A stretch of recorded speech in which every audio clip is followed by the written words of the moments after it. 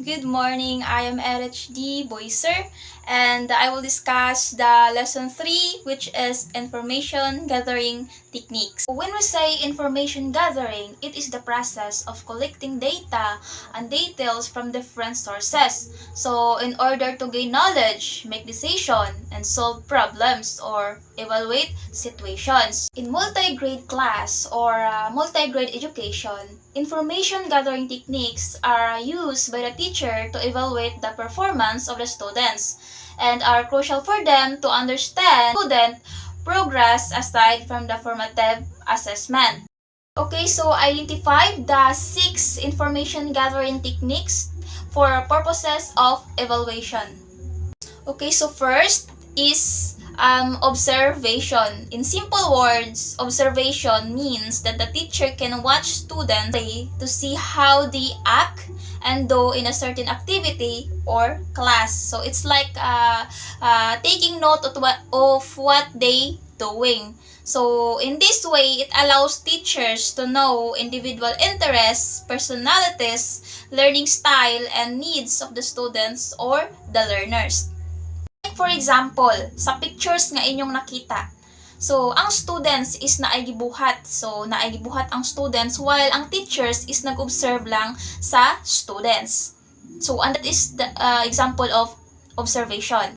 Okay, so number 2 is checklist. Here in the definition mentioned a set of criterion or criteria, which means in a checklist there is a list of rules or words that are already decided before judging or measuring something, especially the student's performance. Okay, so it's like having a list of things to do, so or look for deciding something so is good or not. So this criteria of teachers to make a form and a consistent evaluation. Okay, so like for example, in the checklist for the collaborative activity, okay, so naay highly evident, naay evident, naay less evident. Okay, so like for example, sa questions number 1, kung ang imo bang ka group is kanang naabay cooperate mo na siyang ikanang naay i-rate sa highly evident ba it because naay cooperation, evident ba it because tama-tama lang, or less evident ba it because wala joy cooperation. Okay, so another is kung imo bang member is kanang naay nag-shared ba og ideas. Okay, so of course imo na siyang i-rate sa highly evident, or less evident. Okay, so kung nag-shared ba sila og mga ideas, kung ning-follow ba sila sa given task, imo na siyang i-rate to highly evident, or less evident. Okay, so another example po for me is katong naay sa entrepreneurship nato ni Ma'am Ria. For me is kanang one of the example to sa checklist because atong gi ratings ang ato ang naay kauban kung unsa ang ilahang performance sa grupo, and that is an example of checklist. Okay, so another one is self-evaluation. Okay, so when we say self-evaluation means evaluating your own self. So it is important for students to assess their own performances. So again, set criteria so the teacher is informed of what the student consider or the strength and weaknesses. Okay, so the word itself, self-evaluation. Okay, so if you evaluate your own performances, so of course it helps for students na ma-aware na mao dinhi ako ang performance di ay because ing ani di ay ko kay because kanang naay imo manggi-evaluate imuhang self, so kabalo jud ka kung unsa ka. So dili na no need na moingon nga naay no need na moingon nga bias it because imong kaugalingon ang nag-evaluate. So you know na kung unsa ang imuhang performances. Okay, so like for example, sa picture nga inyong nakita, that is an example of an oral class participation self-evaluation. Okay, so naa yes or no. Okay, so imong i-rate din ha imuhang self kung like for example is did you speak clearly and confidently when you called to answer. Okay, so imo nang i-evaluate imuhang ning nakastorya ba ko? Clear ba akong inistoryahan? So, kung clear, yes. Kung dili, no. Okay, so, did you read in advance? Gibasa ba nimo imong lessons in advance? Kung oo, okay, of course, yes. Then, kung no, rate nimo ang no. Did you raise your hands? Ning volunteer ba ka? Nang naminaw ba ka? Or nang naay ning imo bang gi-avoid ang mga distractions? So, imo nang i-rate yes ba or no ba? Okay, so, dili jud ka kaingon no? Dili ta kaingon na naay kanang naay namali lang ang teacher o grade sa imo because it's very clear na sa self-evaluation. Okay, so you know na what is your performance. You know na kung naminaw ba ka, you know na you speak clearly ba during ipa-answer ka sa teacher or you know na kung naay imo bang gibasa in advance ang imuhang lessons, mo raise ba kag hands, giavoid ba nimo ang mga distractions. So you know na.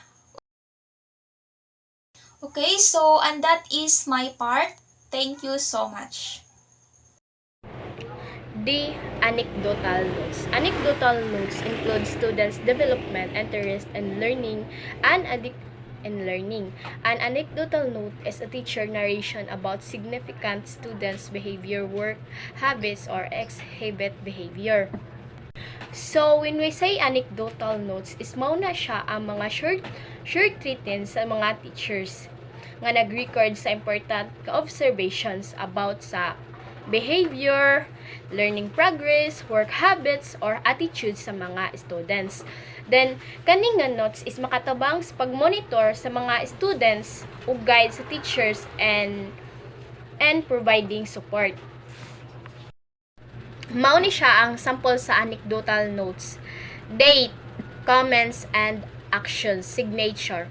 August 10, 2001, being new to the multi-grades class, Anna is a bit shy and withdrew and encouraged her to make friends.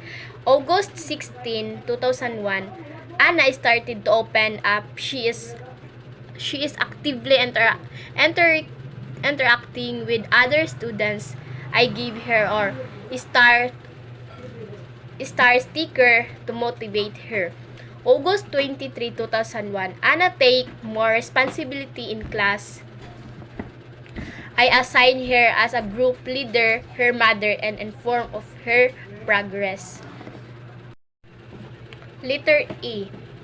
Portfolio. A portfolio is compilation of students' work that create a picture of students' learning growth. Through a portfolio, the teacher is able to see the progress of each student and the areas of learning which need attention. The portfolio may contain the picture of students' best work, anecdotal record, pictures, observation sheet of the students, assessment record, and etc. So, when we say portfolio is sabotable naman jud na sa ato, di ba? Kay ginapabuhat man tag portfolio sa mga teachers. Then, ang portfolio is mao na siya ang collection sa mga gibuhat sa mga students that shows their learning progress and achievements. And then nakatabang gihapon sa teachers para masi ang strength og mga need og improvement. Letter F is rating skills. Rating skills are used for gathering information about students' learning. Rating skills are created according to predetermined criteria. Rating skills can use numbers, word praise or letter scales. Rating of A for high information, true F for failure, or such as terms as excellence, very good, good, fair, and always, usually, sometimes, rarely, and never may also be used. So, when we say reading skills, is mao na siya ang mga tools nga gi-use sa mga teachers para to collect information students and learning performance. And then these scales are based on specific predetermined criteria nga nag-measures how will a students demonstrate knowledge, skills, or behavior.